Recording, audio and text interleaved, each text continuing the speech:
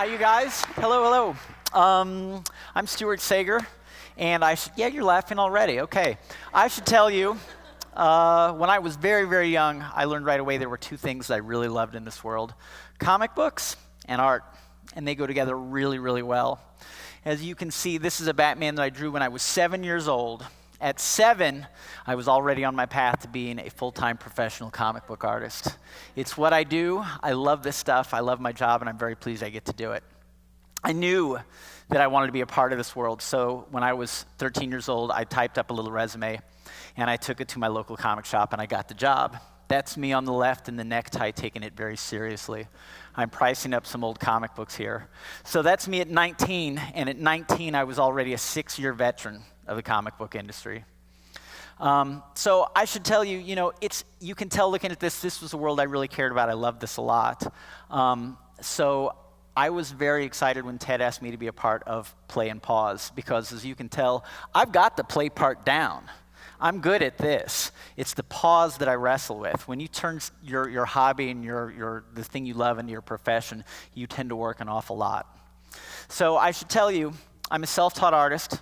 I did study here at Indiana University. I studied journalism, but I drew for the IDS on a regular basis. I was published almost every other day. Well, I finally graduated, and I wasn't very interested in getting a job.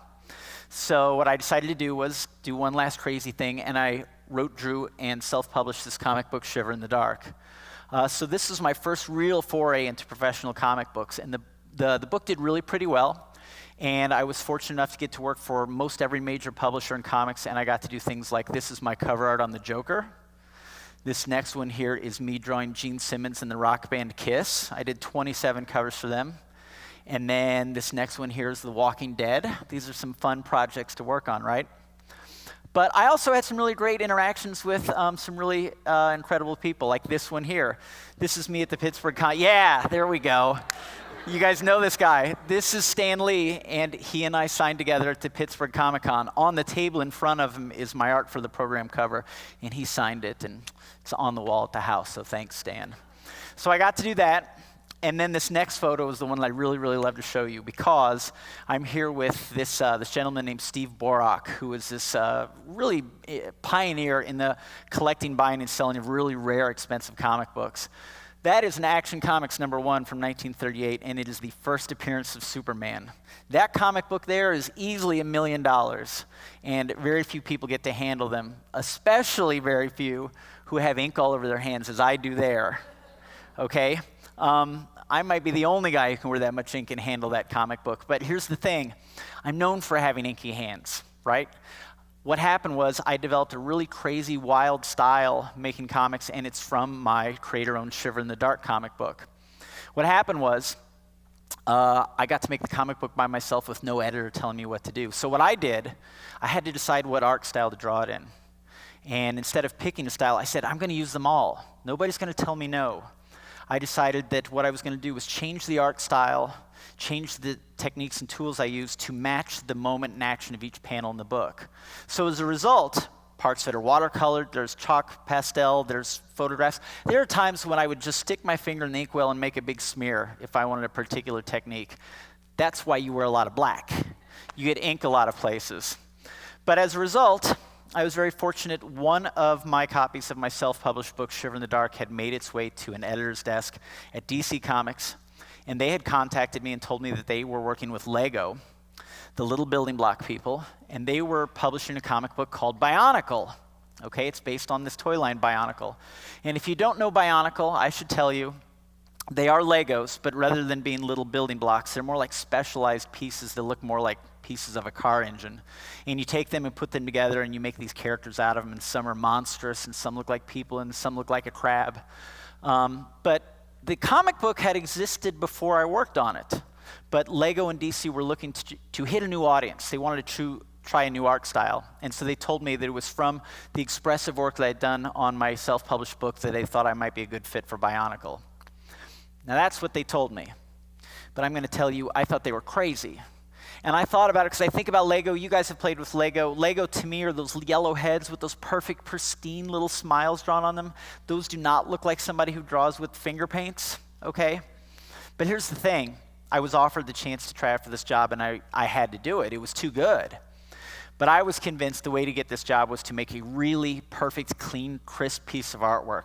There had been Lego comics before me, and that's how they were drawn. So I sit down to make the piece, and I say to myself, I haven't drawn like this in a long time, but you can do it, right? It was in my repertoire. All I have to do is make one great piece and land the job. So I'm about to start, and then I start thinking, you know, there's a problem here. What if I make this great piece of art, and it gets me the job, and then I have to draw every issue in that style? I'm positive I could make one page, but could I do it page after page, issue after issue, right? I had made a situation where I couldn't possibly succeed if I did that. What's worse was I thought about it, and I thought, you know, there are people who draw in this style all the time. I hadn't done it for years. I'm probably not going to be able to make something that's going to be able to beat those other guys. So it dawned on me. The only way to get this job was to be me. I was going to have to cut loose and make something that was just, I was hitting the ball as hard as I could and swinging for the fence. So I sat down on one page in one sitting. I made this wild, expressive piece. And I'm not kidding. I remember I inked part of it with a toothbrush and part of it with a steel wool. And it looked awesome. But would anybody agree? So I sent it into Lego, and I remember I got a call. There was a message on my answering machine. You remember those answering machines in the Stone Age. Jay Gardner told me that they liked the piece. Jay Gardner was the editor of Lego Bionicle. But he paused, and he said that DC and Lego thought that it might be a little bit out there, a little too extreme, okay? So what happened was, and you talk about being on pins and needles, they took my sample, and they took samples from other artists who wanted the job, and they took them around and had children look at them in focus groups. And after a month of agonizing waiting, I get this phone call, and I'd gotten the job, okay? And I was blown away, and I thought, oh my gosh, I can't believe they did this. This is fantastic. I mean, truly, I couldn't believe it. I clicked my heels. So what I didn't tell you guys is, up to this point, I'd drawn 4 comic books in my life. All of them were for myself, right? I'd never had an editor. This was going to be my 5th book, and it was being translated to 9 languages and read all over the world. It was, in fact, the largest read comic book in the world. And so, why not start your career at the top, right? That's the way to do it. So I had this job, and it was horrifying at the same time because I had landed it. That's test number 1. Now, how do I complete it? How do I fulfill the job? So I will tell you, if you ever get a job like this, what you really want to do is you need to figure out a way to really connect with the material. So what happened was Lego sent me boxes of the toys. I cut them open, I set them up, I saw how they worked. I could see why they were cool, but there was something wrong. I didn't have a strong emotional connection to them. It just wasn't clicking on for me. And I remember my parents came by about the time I got this job, and I explained the situation. And my mother, who knows her son very well, said, oh, you should just pretend they're all Micronauts. Now, if you guys don't know what Micronauts is, I don't blame you. It's a very old toy that I played with when I was about 10, but I loved them, okay? And what they are, they're little interchangeable pieces you make robot people out of, if that sounds familiar. The funny thing is, Micronauts also had a comic book, right? It was drawn by this gentleman named Michael Golden, and I collected every issue. I love Michael Golden's artwork. In fact, from my career drawing comics, I had met Michael Golden several times. I knew him. So I was terribly excited. But then I realized 10-year-olds are going to look at my comics the way I looked at Michael Golden's. And I picked his apart and learned every little thing about him, and I thought, oh no. With great power comes great responsibility. These kids are going to tear me apart. So what happened was I said, I got to talk to Michael. I go to a convention and I see him and I said, help me, Obi-Wan, you've already done this. Tell me what I've gotten myself into. And he said, listen, here's the thing. You need to figure out a way to love this and care about it because you're going to be talking about it for the rest of your life. And he was right. So the trick was, I hadn't figured out how to engage with it, but my mother had. She was right. What I had to do was I had to look at them through my 10-year-old eyes. What would I have done with these when I was 10 years old? What was the comic book the 10-year-old me wanted these characters to be? And the whole thing clicked, right? So I got the job. I sit down. I start drawing my pages, and they're a little wild and radical, but Lego's kind of excited, and they put the comic book out. And lo and behold, the book is well received. The fans like it. The toy sells well. Lego had their big experiment, and everybody was happy, and that was great, okay? It felt wonderful. But I will tell you something. When you make a comic book for children, they will be very honest and direct. And if they like what you've done, they'll tell you, and if they don't, they'll tell you as well. So I received a letter from a 5-year-old that said, "Dear Stuart, I love Bionicle. Jacob." That was it. I also got one that said, "Dear Stuart, you're drawing them wrong. Tyler."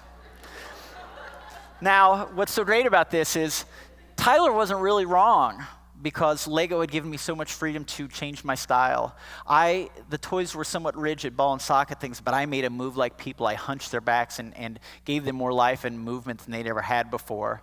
And so I was a deviation in what had come before me.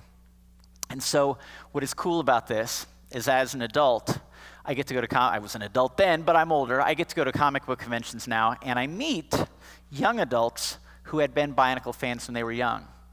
And they are just as honest as always. Almost all of them tell me that I was either their favorite artist or their least favorite. Some of them told me they didn't like my art when they first saw it, but they warmed up to it.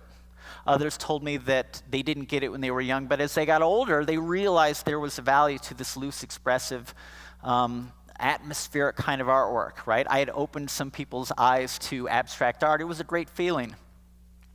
But I learned something from that, and so I want to share with you 2 ideas that are really important to me, okay? And one is this, that when you're doing something like drawing, there's an awful lot of really good art out there.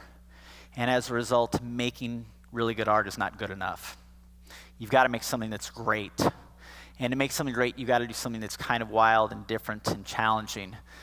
Here's the catch. When you do that, not everybody's going to think it's great. In fact, some people won't like it.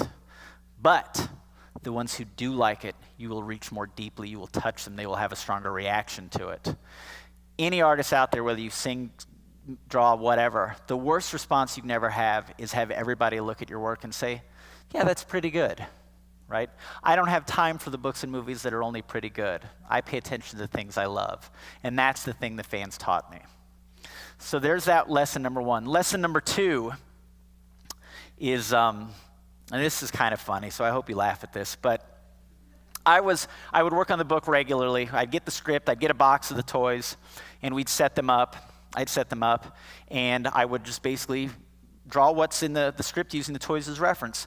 Well, for one particular issue, I will never forget the name of these 2 Bionicles. They haunt me to this day. Vizon and Fenrak. Anybody know who they are? I can't even spell them, but I know who they are.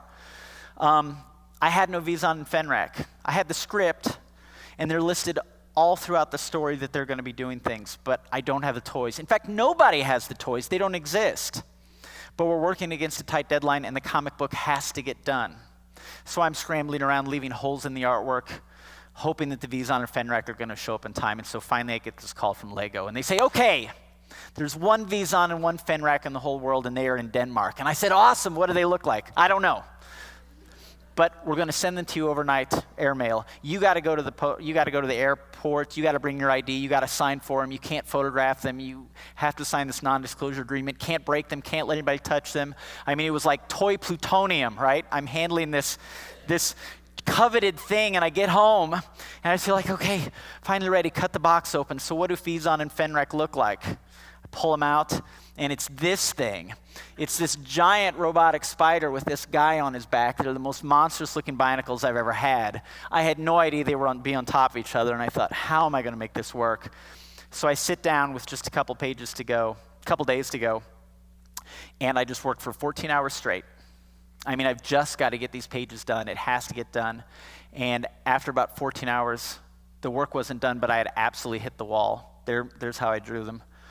And so I have this rule when I'm working on a really tight deadline, and that is this. I'm allowed to draw, eat, or sleep. That's it. I have to just get through it. I had hit the wall. I couldn't draw anymore, and I wasn't hungry. So it was time to go to bed. So I left the front of the house, which is where the studio is, brush my teeth, go to the back of the bedroom to relax, sit on the side of the bed. And after I'd been working that much, I needed just a little bit of a break to recharge, right? So I turned on the television and listen, something came over me. I didn't even know I was doing this, but by the side of the bed, I often keep a little jar with some pencils and paper in case I have an idea. And I just pick it up and I start sketching. Now, this is after I'd spent 14 hours in the front of the house drawing these 2 guys, but I learned something. by leaving the front of the house where I worked, my studio, to the back of the house where I rested, where I played, I was refreshed. I could draw again. I wasn't drawing for work, I was drawing for fun. And so what I realized is there was a part of me that goes into each job that's very different. There's an emotional connection I have with this stuff that's very different. I never would have thought I'd been recharged again. This is what I draw when I get to draw for myself. This is a Shiver in the Dark piece I made here recently. It's going to be a print for a show in Italy. But what I found was that I can do things to change how I respond to the work. I can change where I draw, and it changes how I feel about the work. I can change the music I play. I can find lots of different ways to connect with this. So what I tell everybody, and I really hope you take the start, if you're fortunate enough to find something in life like art or music that's really big and enriching and you can invest yourself in, please do it. If you're doubly fortunate enough to make it your profession, do that, but don't lose your joy for it. The fact that I draw for myself, for fun, makes me a better artist when I work professionally. One plays off the other. I can't really separate these two. And I will tell you, this is what makes Play or Pause really hard for me, because I turned something I liked into something that was going to be my job. Making it my job is different than making it be my work, right? I didn't want to run this thing. I wanted to make sure I still loved it, and I do. So I began this conversation by telling you all that I loved art. And I said that because I meant it. It means the world to me, and I'm so happy doing what I'm doing. Thanks, you guys. I will see you soon.